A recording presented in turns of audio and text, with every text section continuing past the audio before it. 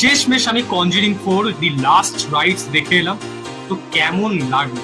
Conjuring Last Rites Conjuring ফ্র্যাঞ্চাইজির last cinema বা Conjuring ইউনিভার্সের লাস্ট সিনেমা। এরপর আর কোনো কনজুরিং এর পার্ট আর আসবে না। কিন্তু কেমন হলো কনজুরিং 4 দি লাস্ট রাইটস? সিনেমাটা তুমি এনজয় করবে, ফলে বসে তোমার সত্যি কয়েকটা জায়গায় সত্যি হাঁটবে। সিনেমা যেভাবে এগোতে থাকে সেটা সত্যি খুবই এঙ্গেজিং এবং সেটা খুবই ভালোভাবে দেখানো হয়েছে, মানে কোনোভাবে তাড়াহুড়ো করা হয়নি। কিন্তু এই সিনেমার সব থেকে বড় প্রবলেম হচ্ছে এর এন্ডিং।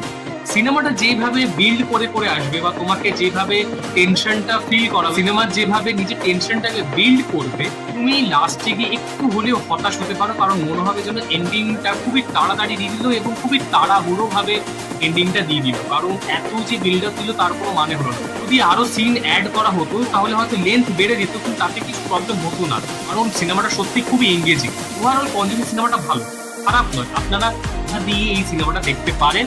এই যে জার্নিটা, 13 বছরের জার্নিটা, যেটা আমরা সবাই দেখে এসেছি। আমি নিজে ছোটবেলা থেকে কনজুরিং দেখে এসেছি, কারণ আমি নিজে ভূতের সিনেমা দেখতে খুব ভালোবাসি। তো এটা এন্ড হয়ে গেল এবার। তো প্লিজ কনজুরিং লাস্ট রাইটসটা সিনেমা হলে গিয়ে দেখে আসুন, আপনাদের সবার ভালো লাগবে। এরকমই ফিল্ম রিলেটেড কন্টেন্ট বা সাজেশনস এর জন্য ফলো করুন ইটস মি শুভম।